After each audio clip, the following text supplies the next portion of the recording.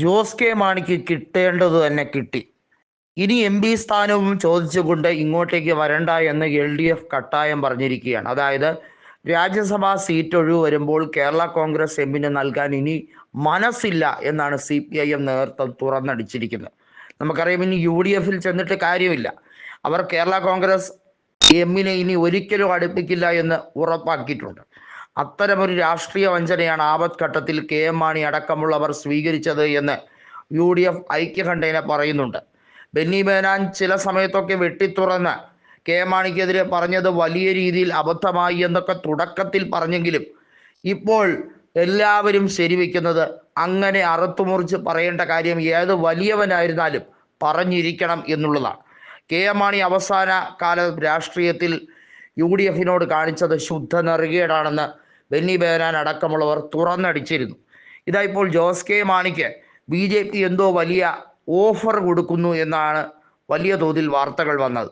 അതായത് കേന്ദ്രമന്ത്രി സ്ഥാനവും MP സ്ഥാനവും ഒക്കെ ജോസ് കെ മാണിക്ക് ഫ്രീ ആയി കൊടുക്കുന്നു BJP എന്നുള്ള രീതിയിലായിരുന്നു സംസാരം.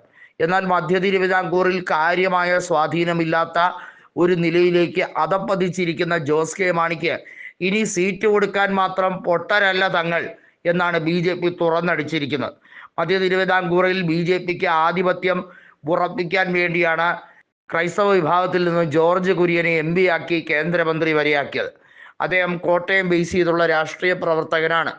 അദ്ദേഹത്തിനെ പോലുള്ള നിരവധി പേർ അവിടെ രാഷ്ട്രീയത്തിലുള്ളപ്പോൾ ഇനി ജോസ് കെ മാണിയെ കൂടി സഹിക്കേണ്ടതിൻ്റെ ആവശ്യമില്ല എന്ന് വെട്ടിത്തുറന്ന് BJP നേതൃത്വം പറഞ്ഞതോടുകൂടി എങ്ങും ഇല്ലാതെ എയറിലായിരിക്കുകയാണ് വീണ്ടും ജോസ് മോനും സംഘവും. റോഷി അഗസ്റ്റിൻ വളരെ വൈകാതെ ജോസഫ് ഗ്രൂപ്പിലേക്കോ അല്ലെങ്കിൽ കോൺഗ്രസിലേക്കോ ചേക്കേറാൻ സാധ്യതയുണ്ട്. കാരണം ഇടുക്കി സീറ്റ് അങ്ങനെ ഇങ്ങനെയൊന്നും കളഞ്ഞു കുളിക്കാൻ തനിക്ക് താല്പര്യമില്ല. ജോസ് കെ മാണിയുമായുള്ള സൗഹൃദമല്ല, തനിക്ക് വലുത് ഇടുക്കി MLA സ്ഥാനമാണെന്ന് റോഷി 100 തവണ ആവർത്തിച്ച് പറഞ്ഞതാണ്. റോഷിയും സെബാസ്റ്റ്യൻ കുളത്തുങ്കലും അതോടൊപ്പം തന്നെ നിലവിലെ ചങ്ങനാശ്ശേരി MLA ആയ ജോബ് മൈക്കിളുമൊക്കെ ജോസ് കെ മാണിയുമായി ഉടക്കിൻ്റെ ഭാഷയിലേക്ക് എത്തിച്ചേർന്നത് കൊണ്ട് തന്നെ ഇവരാരും ജോസ് കെ മാണി വിളിച്ചാൽ കൂടെ ഇറങ്ങി ഏതെങ്കിലും ഒരു പാർട്ടിയിലേക്ക് പാതിരാത്രി കടന്നു ചെല്ലില്ല എന്ന് ജോസ് കെ മാണിക്ക് തീർച്ചപ്പെടുത്തേണ്ട സാഹചര്യമാണ്. അതോടുകൂടിയാണ് ചില പ്രാദേശിക നേതാക്കളെയൊക്കെ കൃത്യമായും വല വീശാൻ ഇറങ്ങിയിരിക്കുന്നത്. നമുക്കറിയാം, ഈ അടുത്ത് സജി മഞ്ഞക്കടമ്പൻ അദ്ദേഹം തൃണമൂൽ കോൺഗ്രസിലേക്കാണ് ചേക്കേറിയത്. എന്നാൽ പോലും അദ്ദേഹത്തിൻ്റെ ഒരു വിശ്വാസം തൃണമൂൽ കോൺഗ്രസ്സിന് വളരെ വൈകാതെ തന്നെ UDF അംഗത്വം കിട്ടും എന്ന ചിന്തയിലാണ് അദ്ദേഹം അങ്ങനെ ഒരു പ്രവൃത്തി ചെയ്തത്.